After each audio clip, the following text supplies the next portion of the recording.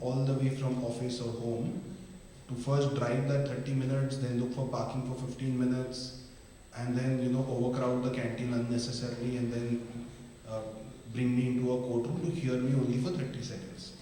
If, for example, I'll just give you an example. If on a Monday or Friday, I have item 1 in the Supreme Court, the Chief Justice's call, and I am there at 10:25, and my matter will be taken up at 10:35. For me to be able to reach the front where I am to address the court, I have to either lose an arm or a leg. There is absolutely no way for you to be able to go address the court. There are multiple issues that get solved because of the hybrid or online model. For example, places like Meerut, every 15 days they have a strike because they don't have a bench of the High Court in Western UP. They say, why should we travel all the way to Allahabad? A bench aapke ghar pe aa gaya. 90% of all issues pertaining to lawyers when it comes to Delhi are, I don't have a chamber, there's not enough space in the canteen, we need a bigger canteen, we need better facility of parking. All of those gone. Court aapke ghar pe aa gaya.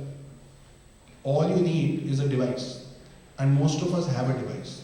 So I'm just saying, there is no doubt that osmosis helps, you being in an environment helps. Physical interactions probably has its positives, no doubt, but don't leave work to physical presence in court. Thank you. Work should move on. So with this, we already run out of time. So thank you so much for being, yes, if the time persists. Yes. Yeah. Greetings everyone, myself Anshu Jain. I am into my own practice, young practitioner. All our senior business and guided. There's an unaddressed issue with the online community, and that is many people who have certain sort of memory in their mind, calling them accused in an NI Act matters for say. And that person is currently, that check has bounced in Delhi, for instance, and that person is currently living in Rajasthan. Now, by doing it online, he has lost the fear, I'll call it fear, but he has to bear that pain. Earlier, he has to bear that pain of coming all the way to Delhi for his appearance, bail, trial and everything. And now he is doing it there, from there only. So, how do we address that in the interest of justice? Like, as an advocate, I need that person to have some hustle in his life.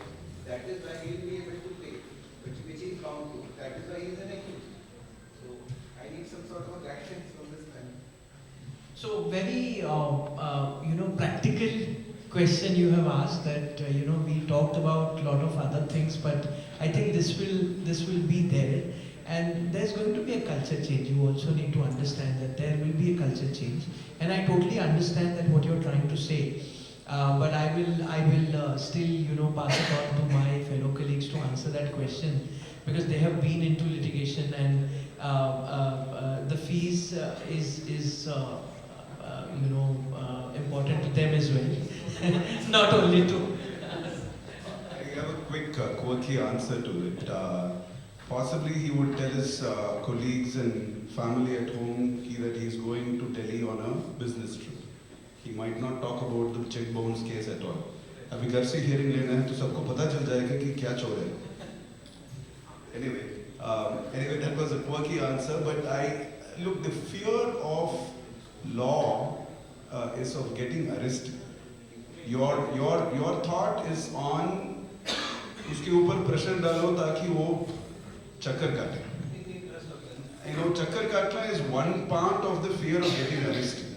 So fear of arrest is always there. That is the law. The law is not saying that I'm going to make you run around the country. So he will also be possibly innocent until proven guilty. So he has the benefit and the right to remain at home until he is proven guilty. I also have one thought on this. Most of the 138 cases or the NI cases where you have quoted the specific example, wherein there are the certain procedural part, right? If he is not appear, so there is a bailable, then non-bailable, and till it goes the proclamation, right? And the attachment of the property. So rather we are facing the difficulties when that able to appear before the court.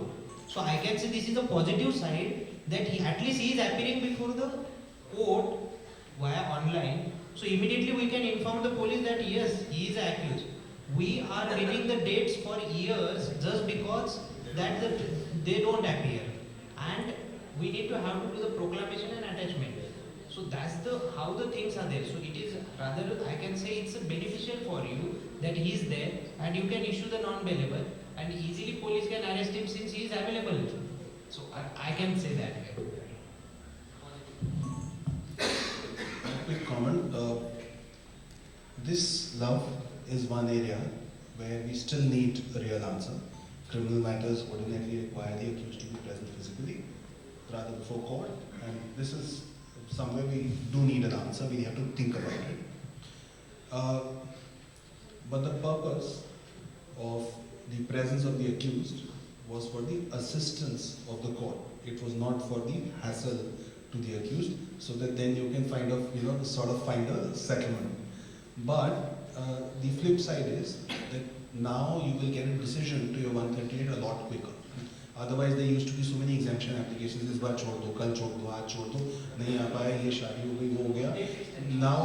Now everything happens within that 10-minute window that the court is hearing the matter, and there are hardly any adjournments. There are at least no unnecessary adjournments.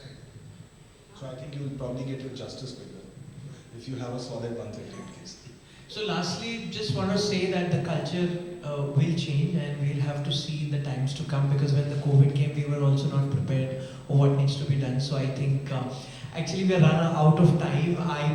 So we are over here, and we'll try to answer your question to the extent possible. Thank you so much for being a great audience, and thank you so much, panelists, for your insightful thoughts. Thank you.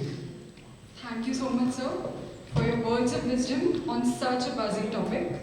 And it's our honor to have you all on stage together. Now you may please join the audience.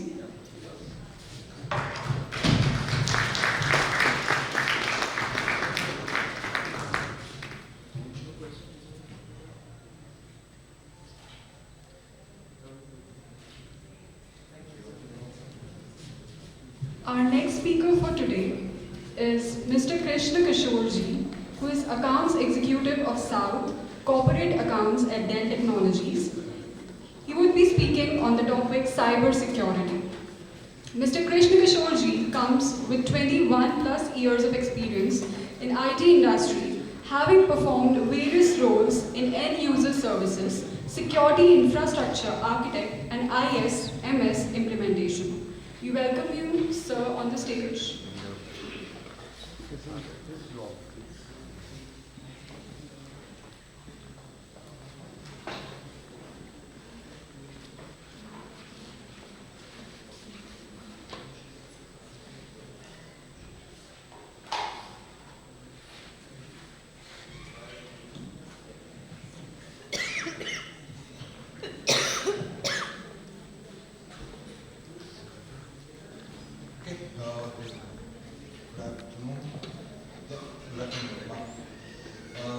My name is Krishna Kishorji, and I'm not an account executive, but I'm a technical guy.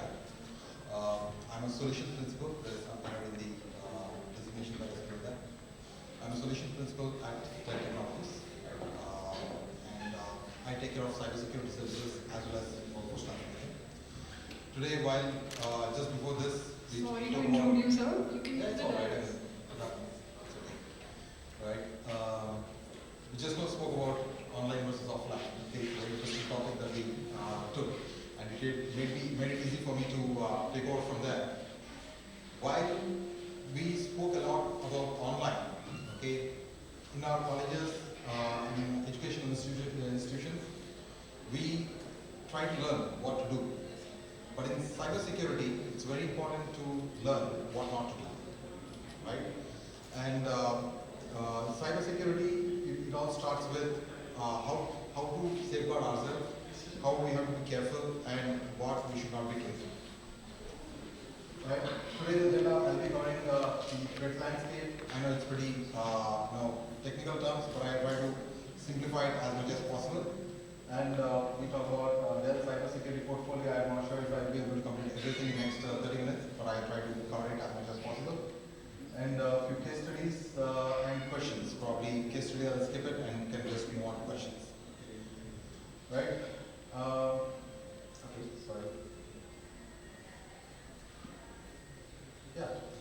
So when we talk about cyber security, okay, everything is around data.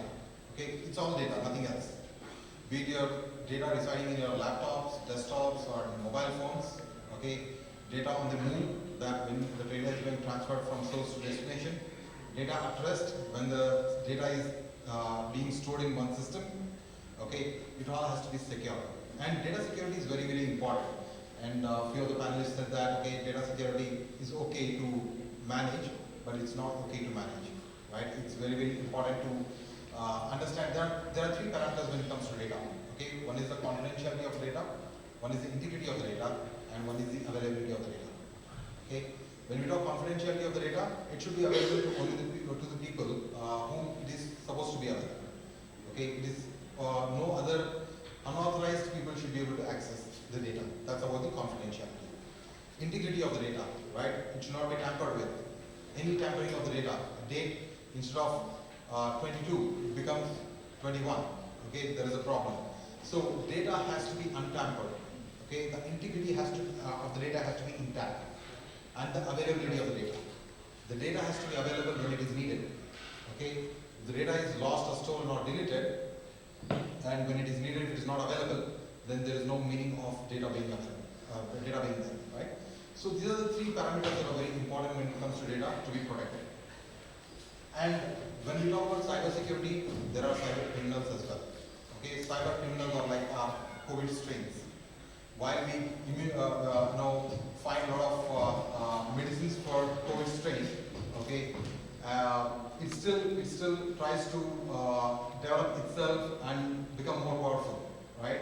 Similarly, our cyber criminals are also the same way. While we have so many solutions in place, we have antivirus solution, we have EDR solution, we have encryption. There are so many solutions in place. While we try to protect the data with all these solutions implemented, our cyber criminals are much more ahead of that, and they try to find ways to evade the defense what we have implemented, and try to steal the data and try to modify the data, right? So here are some parameters for which we need the protections for, right? We have home offices, SaaS applications, IoT devices, corporate networks, etc., and we need protection for all these devices. Now, these are some facts about cybersecurity. Today, while we are talking, every 11 seconds there is a cyber attack happening across the world. Okay, and every 11 seconds, someone or the other's data is being stolen, or there is a ransomware attack happening. They are being, encrypted, or they are being deleted. Okay, for someone else's good.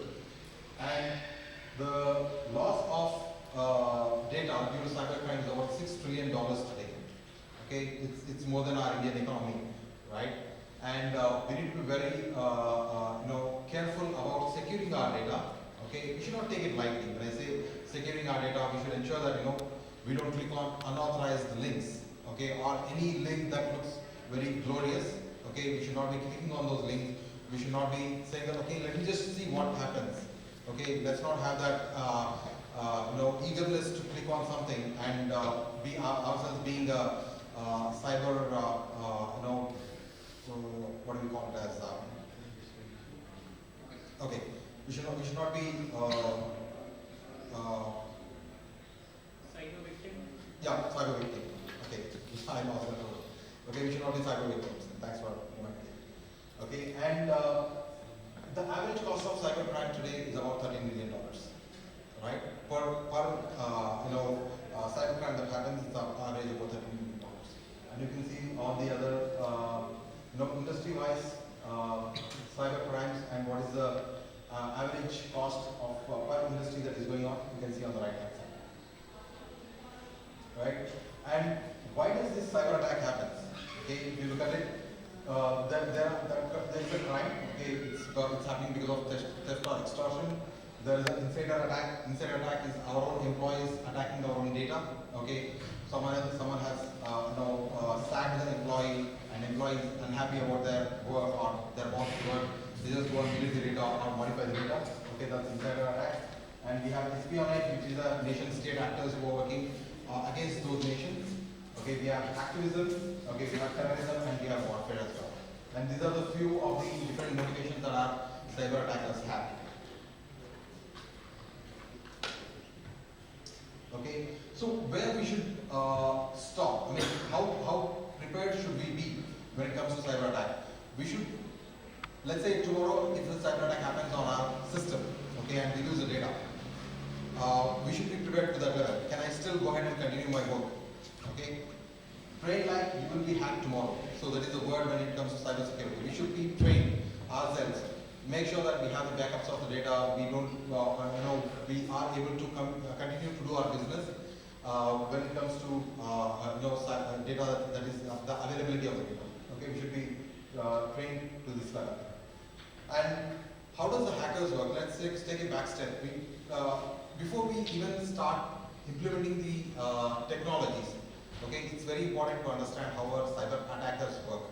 Okay, it's not that today, as soon as there is a vulnerability identified in our system, it will be immediately hacked and my system gets compromised. No, it doesn't work that way. Okay, cyber attackers, they take time. They get into the system. They understand your system. They try to evade the defenses that we have implemented in the system, and then they try to do their job. Okay, be it your stealing of the data or copying of the data or deleting the data or encrypting the data, could be anything. Okay, they spend a good amount of time in our systems. Okay, it's at on an average of 100 days today. That means once they are able to get into my system, they spend 100 days in my system without even me knowing that they are available. Okay, and they peacefully are they silently do every work that they want to do. Okay, including copying the data. We will not even know that the data is being copied. Okay, today we are talking about data being stored in our system, the confidential data